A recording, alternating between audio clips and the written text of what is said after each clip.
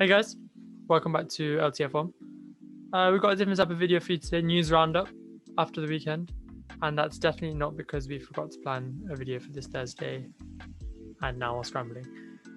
But yeah, it's the week after a race, so obviously everything's dominated by Baku. And the first story we've got for you today is Mercedes saying it's their duty to give Hamilton a car where it's more difficult for him to make mistakes. Now, obviously, here they're talking about the magic brakes fiasco that saw Hamilton drop well out the points and throw away what could have been the championship lead that sees him out for the season.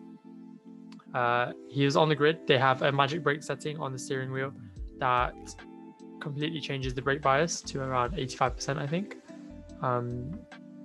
And he accidentally flicked that switch going into turn one, and it essentially meant that he had no brakes, and we all saw him go straight forward.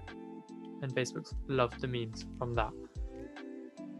Is it Mercedes' duty? Is it a rare mistake from Hamilton in his career?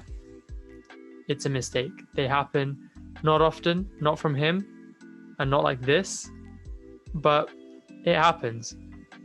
It was a bad weekend for the team.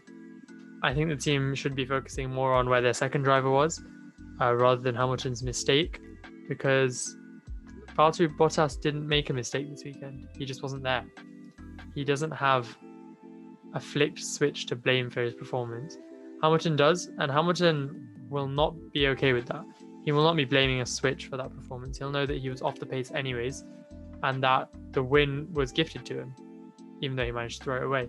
And if Mercedes do come down to the wire this year, like it looks like it's going to, they're going to regret these missed points, because they have to capitalize on every single time Red Bull messes up. The order has changed. Red Bull now has the fastest car, and it looks like they have the second driver that's there to back them up as well. So now's not the time to be slipping up. But it happens. He's had a long career, and he can be forgiven for that. Second story I'm taking from the F1 front page. Seidel calls the Baku result damage limitation after McLaren concede P3 to Ferrari. This story is not what it seems. The story I'm seeing here is Seidel calling losing P3 in the championship damage limitation. That shows just how far McLaren have come. A few years ago, P3, they couldn't even dream of P3. They were thinking P3 because every season they'd come out and say that we've got the best chassis on the grid. But it just wasn't attainable. Points were barely attainable. And for them to be calling losing P3 and the Baku result damage limitation just shows how strong of a car they have and how quietly confident they are. Hopefully this translates into next year's regulations. But it seems to be solid with both drivers now maybe getting up to speed. Norris has been up to speed, but with Ricciardo getting up to speed in the next couple of races, they are looking solid. And the fact that they're not shouting about it, screaming from the rooftops, and really over-egging themselves, it shows how much McLaren's grown in these years. And Zach Brown's done an amazing job to put this team together and get them back to where they are. And we wish them the best. I think everybody on the grid wishes them the best, because nobody wants to see a massive team like McLaren doing as bad as they were doing for as long as they were. So yeah, I think we're really hoping that they can see out this season with the form that they've started and really take the fight, not just to Ferrari and to, well, we thought Alpine was going to be there, but they're not going to be there, but even to Red Bull on their day, like they did around Monaco. When the second Red Bull is not quite there, that's when McLaren really needs to capitalize on that opportunity. But it's going to be a fight, and we're going to enjoy watching it, and we are going to miss these regulations when they go. And for our final story, because it's going to be a short video, Giovinazzi's come out saying that he's targeting a new Alfa Romeo deal because he feels like his hard work over the winter has paid off.